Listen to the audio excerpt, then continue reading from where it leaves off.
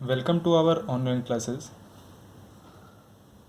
आज हम एक टॉपिक के बारे में बात करेंगे जिसका नाम है मनी क्रिएशन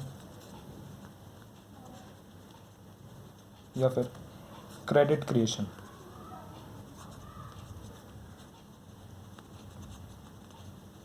क्रेडिट क्रिएशन होता क्या है? क्रेडिट क्रिएशन एक ऐसा प्रोसेस है जिससे आप मनी सप्लाई इंक्रीज करते हैं मार्केट में। ये प्रोसेस करता है कमर्शियल बैंक। इस प्रोसेस का मोटिव मनी को सर्कुलेट करना है, यानी मनी सर्कुलेशन। मनी जैसे जितनी सर्कुलेट होगी उतनी ही आपकी मनी सप्लाई इंक्रीज होगी मार्केट में। मनी सप्लाई इंक्रीज होने की वजह से आपकी इन्वेस्टमेंट पावर बढ़ती है, तो कमर्शियल बैंक ये प्रोसेस कंटिन्यू करता है। मनी सप्लाई को इंक्रीज करना दो पार्ट में डिवाइडेड है। या तो आप करेंसी को प्रिंट कर लीजिए, जो कि करता है सेंट्रल बैंक, और करेंसी ऐसा नहीं है कभी भी प्रिंट कर दें, जब नीड होती है तब करेंसी प्रिंट करी जाती है। और जो सेकंड सोर्स है मनी सप्लाई इंक्रीज करने का वो है कमर्शियल बैंक। कमर्शियल बैंक वो करता है क्रेडिट क्रिएशन के थ्रू। क्रेडिट क्रिएशन क्या है? क्रेडिट क्रिएशन एक ऐसी प्रोसेस है जहाँ पर आप लोन्स ग्रांट करते हैं, लोन्स को ग्रांट करते हैं, फिर उन्हें as a demand deposit treat करके उस अमाउंट को दोबारा एज अ लोन ग्रांट करा जाता है। मीन्स आपने पहले फर्स्ट लोन ग्रांट करा, लोन ग्रांट करने के बाद उसे डिमांड डिपॉजिट की तरह ट्रीट करा, उस डिमांड डिपॉजिट को दोबारा लोन की तरह आपने ग्रांट करा किसी दूसरे पर्सन को या दूसरी फर्म को। अब ये प्रोसेस सुनने में काफ़ी कॉम्प्लिकेटेड है, बट कमर्शियल बैंक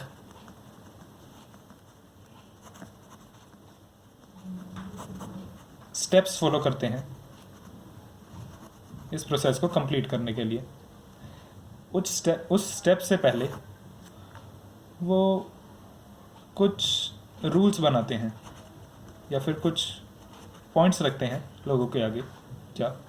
पहला, कि जितनी भी डिपॉजिट्स आएंगी वो as a demand deposit treat करी जाएंगी, मीन्स करंट अकाउंट।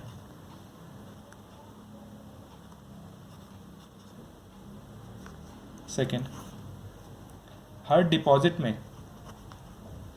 डिपॉजिट्स में से एक LRR यानी लीगल रिजर्व रेशो रखी जाएगी। लीगल रिजर्व रेशो क्या है? लीगल रिजर्व रेशो है एक मिनिमम कैश रिक्वायरमेंट।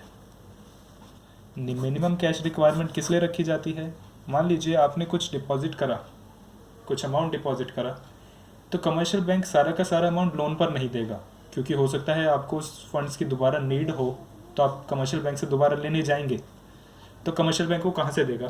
तो हर डिपॉजिट में से एक अमाउंट साथ में रख लेता है अपने, ताकि वो उस अमाउंट से या फिर जो रिज़र्व उसने मेंटेन करा है, आप अगर पैसे मांगने आए या फिर विड्रॉ करने आए अपनी मनी, तो वो उस मिनिमम कैश रिजर्व में से आपको निकाल के पैसे दे दे।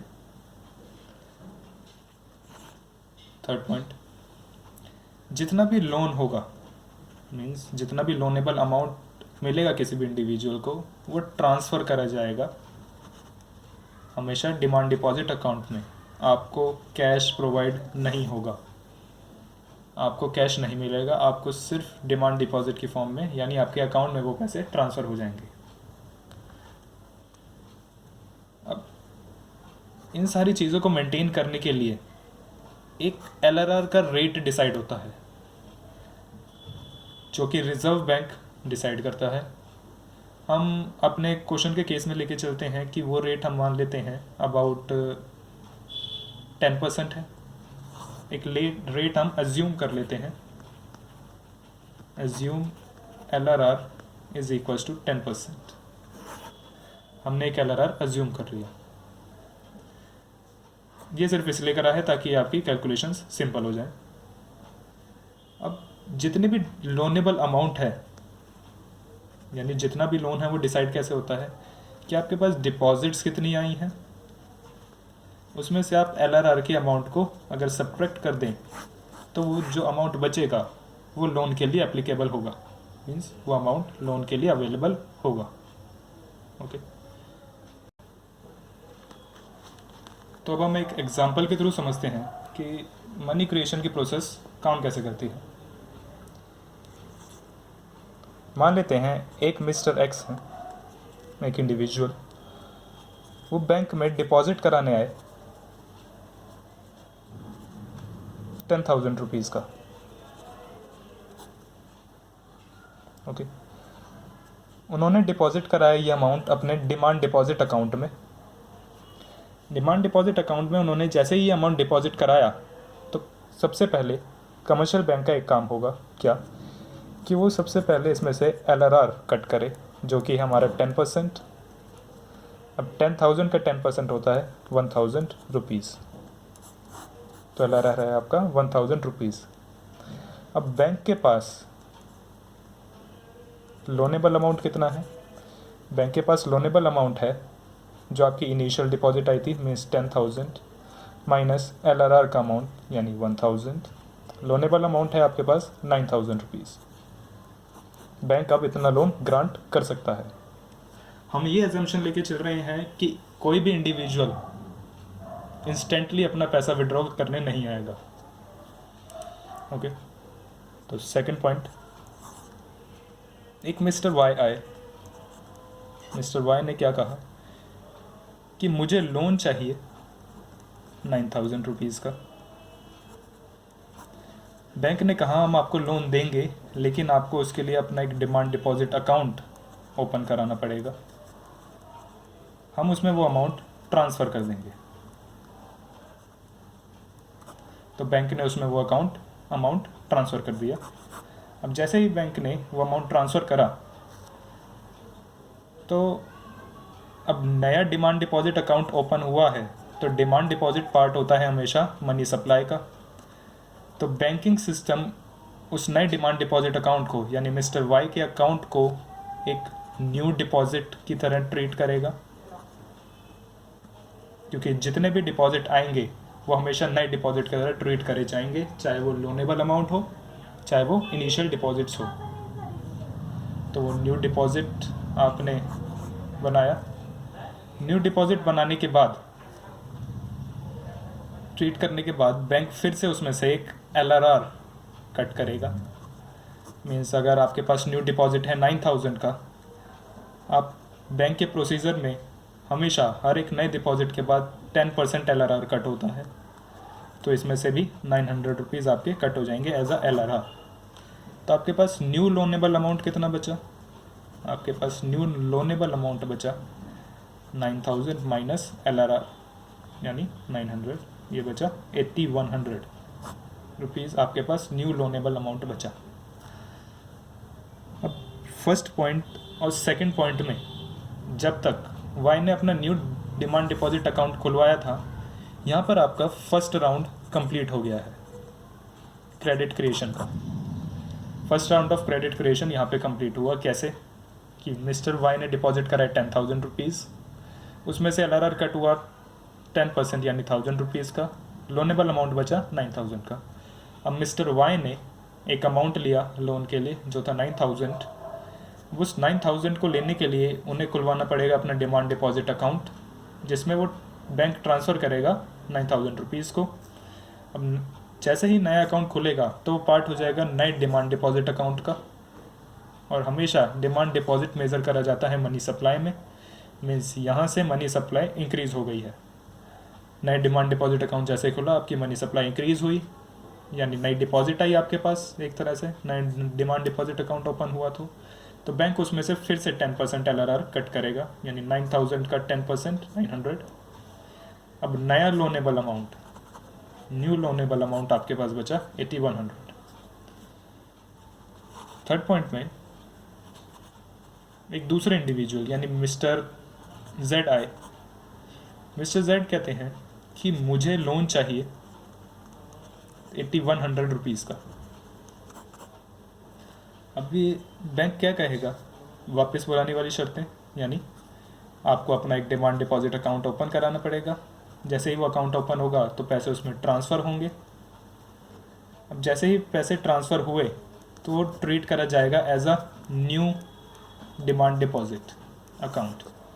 तो न्यू डिमांड डिपॉजिट अकाउंट में से हमेशा एक LRR कटता है। आपका अमाउंट था 8100, LRR था आपका 810, मतलब 10% जो था आपका 810 रुपीज़। अब न्यू लोनेबल अमाउंट कितना बचा आपके पास, 8100 माइनस 810, आपके पास ये बचा 7290 रुपीज़। ये आपके पास बचा न्यू लोनेबल अमाउंट। अब आप एक बात देखें तो यहाँ पर जैसे यहाँ फर्स्ट राउंड कंप्लीट हुआ था, यहाँ पे भी सेकंड राउंड क्रेडिट क्रिएशन का कंप्लीट हो चुका है। सेकंड राउंड क्रेडिट क्रिएशन का कंप्लीट हो चुका है। अब एक बात नोटिस करें तो पहले इनिशियल डिपॉजिट आई थी 10,000 की, जिसमें से लोन बचा 9,000 और LRR था 1,000। अब लोन जैसे ही ग्रांट करा 9,000 का, तो नई डिपॉजिट हुई 9,000 जिसमें LRR हुआ 900। उसके बाद दोबारा नई डिपॉजिट बनी 8100 और LRR हुआ 810। आप इन सबको देखें तो ये अमाउंट डिक्रीज़ होते जा रहे हैं। डिपॉजिट के अमाउंट भी डिक्रीज़ हो रहे हैं, पहले 10,000 फिर 9,000 फिर 8100, और LRR का अमाउंट भी डिक्रीज़ हो रहा है, जैसे 1000 फिर हुआ आपका 900 फिर हुआ आपका 810। तो ये प्रोसेस कंटिन्यू रहेगी कब तक, जब तक आपका LRR ज़ीरो नहीं हो जाता और सेकेंडरी डिपॉजिट यानी लोन देने के बाद जो नई डिपॉजिट बन रही है उसका अमाउंट ज़ीरो नहीं हो जाता।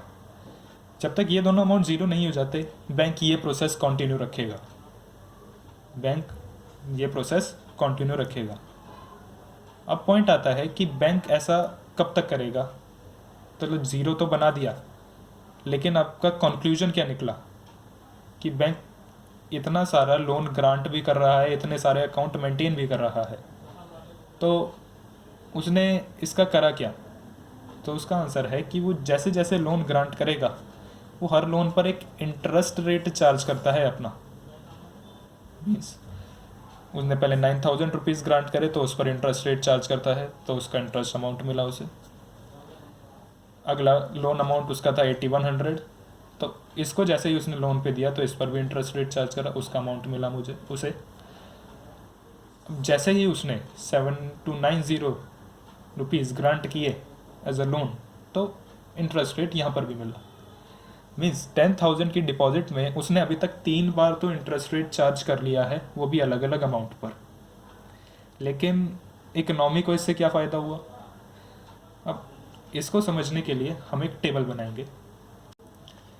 टेबल बनाने के लिए आपको कुछ चीज़ें पता होनी चाहिए, जैसे यहाँ पर लिखेंगे आप राउंड्स। एक कॉलम बनाएंगे आप इनिशियल डिपॉजिट्स का, एक कॉलम बनाएंगे आप डिमांड डिपॉजिट्स का, एक कॉलम बनाएंगे आप लोन्स का, एक कॉलम बनाएंगे आप LRR का।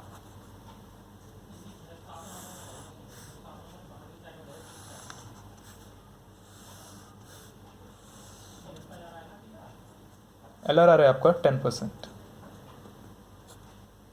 ओके, पहले राउंड में क्या हुआ कि आपके पास इनिशियल डिपॉजिट मिस्टर एक्स लेकर आए 10,000 रुपीज़। उन्हें अपने डिमांड डिपॉजिट अकाउंट में जमा करे 10,000 रुपीज़। बैंक ने LRR कट किया 1,000, 10% यानी 1,000 का, और लोन का अमाउंट बचा उनके पास 9,000। अब मिस्टर वाई आए। मिस्टर वाई ने क्या करा, मिस्टर वाई ने लोन लिया, लोन उनके डिमांड डिपॉजिट अकाउंट में ट्रांसफ़र हुआ यानी 9,000, फिर से उसमें से LRR कटा यानी 900 का, और नेक्स्ट लोनेबल अमाउंट बचा 8100। तो यहाँ पर आपका फर्स्ट राउंड कंप्लीट।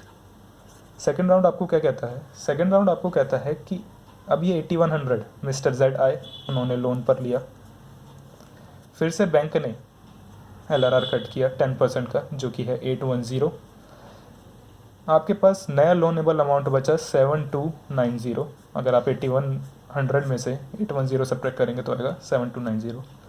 ये प्रोसेस चलेगी जब तक ये ज़ीरो नहीं हो जाता, जब तक ये ज़ीरो नहीं हो जाता और जब तक ये ज़ीरो नहीं हो जाता।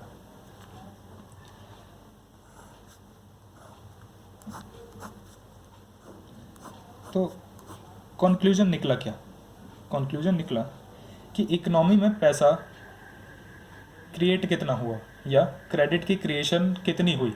एट द एंड आपने लोन दिया तो आपने 10,000 रुपये में से इतना सारा लोन दे दिया, 10,000 रुपये में से आपने इतनी बार लोन दे दिया, तो एट द एंड आपने लोन कितना दिया, LRR आपने कितना इकट्ठा किया, या फिर आपने डिमांड डिपॉजिट्स कितने के कर लिए। तो उसके लिए आपको एक चीज़ पढ़नी पड़ती है जिसे आप कहते हैं मनी मल्टीप्लायर। मनी मल्टीप्लायर आपको बताता है कि आपकी मनी मल्टीप्लाई हो रही है, यानी बढ़ रही है धीरे धीरे। किस रेट से? उसका रेट होगा 1/LRR, यानी जितने लीगल रिजर्व रेशो है उसका आप रेशो बता देंगे कितना है। तो 1/10% इज इक्वल्स टू 10। ओके, तो मनी मल्टीप्लायर है आपका 10। मनी मल्टीप्लायर 10 होने का मतलब क्या है कि total credit creation, total credit creation कितने का हुआ। तो टोटल क्रेडिट क्रिएशन का फॉर्मूला होता है initial deposit multiply by multiplier या फिर 1/LRR। इनिशियल डिपॉजिट आपकी आई थी 10,000 रुपये की, उसे आप अगर 10 से, यानी मनी मल्टीप्लायर का जो अमाउंट आया वो 10 मल्टीप्लाई करें तो ये बनेगी 1 लाख। तो ये कहना चाहता है कि आपने टोटल क्रेडिट क्रिएट करा है 1 लाख रुपीज़ का। मीन्स आपने एक इनिशियल डिपॉजिट ली 10,000 की, उसको अगर आप मल्टीप्लायर इफेक्ट में डालेंगे, मतलब आप क्रेडिट देंगे फिर उस पर LRR चार्ज करेंगे, फिर से क्रेडिट देंगे फिर से LRR चार्ज करेंगे, अगर उस प्रोसेस में अगर आप काउंट करें तो आपने क्रेडिट क्रिएट कर दिया है 1 लाख का। 10,000 रुपये से आपने 1 लाख तक का क्रेडिट दे दिया। अब आप उस पर इंटरेस्ट भी चार्ज कर लेंगे। अब आप उससे इकोनॉमी में मनी सप्लाई बढ़ा सकते हैं। कैसे? 10,000 के डिपॉजिट्स के साथ आपने मनी में सप्लाई कर दिए हैं 1 लाख रुपीज़। पहले इनिशियल लोन 9,000 का, 8100 का, 7290 का, तो ये कंटिन्यू करके अगर आप इन सारी डिमांड डिपॉजिट्स को ऐड करें तो ये बनेगा 1 लाख। कैसे? इनिशियल डिपॉजिट देखिए 10,000, अगर आप उसे मल्टीप्लायर से मल्टीप्लाई करें तो आएगा ये 1 लाख। यहाँ पर देखिए इनिशियल लोन कितना है 9,000, अगर आप उसे मल्टीप्लायर से मल्टीप्लाई करें तो आपका आएगा ये 90,000 मल्टीप्लाई बाय 10 90,000। अगर आप इसे LRR से मल्टीप्लाई करें, इनिशियल LRR से, तो 10,000 मल्टीप्लाई बाय 10,000 बन जाएगा ये कब? जब 1000 मल्टीप्लाई बाय आप 10 करेंगे तो ये बनेगा आपका 10,000। तो 1 lakh is equals to 9,000 means सारा loanable amount plus total LRR अगर आप ऐड करें तो 90,000 प्लस 10,000 आपका बनेगा 1 लाख। तो इसके साथ ही आपकी मनी क्रिएशन की प्रोसेस कंप्लीट होती है। और मनी क्रिएशन की प्रोसेस में सबसे इम्पॉर्टेंट पॉइंट है आपका मनी मल्टीप्लायर का। मनी मल्टीप्लायर आपको बताता है कि आपकी मनी कितने अमाउंट से मल्टीप्लाई हो रही है या फिर कितने रेट से बढ़ रही है जैसे जैसे आप लोन्स ग्रांट करते हैं। तो इनिशियल डिपॉजिट आपका 10,000 आया था, मल्टीप्लायर आपका 10 था, तो आपका टोटल क्रेडिट क्रिएशन हुआ है 1 लाख रुपीज़ का। एग्ज़ाम्स में ये क्वेश्चन 4 या फिर 6 मार्क्स कंसिस्ट करता है, 4 या फिर 6 मार्क्स कंसिस्ट करता है, जिसमें से क्वेश्चन आपको प्रोवाइड कराएगा कि आपका LRR कितना होना चाहिए और इनिशियल डिपॉजिट का अमाउंट कितना आया है। इन दोनों को प्रोवाइड करके अगर आपको ये प्रोसेस पता होगी तो 4 to 5 मार्क्स स्कोर करना ईजी है। Hope you like this video. Thank you very much.